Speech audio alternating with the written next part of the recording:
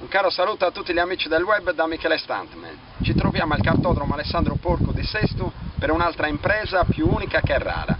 Dopo numerose richieste da parte di fans e sostenitori sul fatto che le auto vadano su due ruote sempre sullo stesso lato, oggi vorrei dimostrarvi che è possibile andare anche sul lato opposto.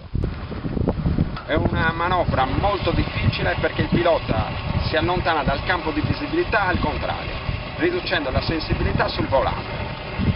Per questa performance sto utilizzando il metodo a traino. Sto sfruttando il traino attraverso una semplice corda di un altro veicolo guidato dalla mia dolce metà Maristella per andare su due ruote sul lato opposto. Volevo ringraziare tutti i fans e sostenitori per l'attenzione che avete sui video e sulle foto dei miei canali web. Un cordiale saluto a tutti, ciao!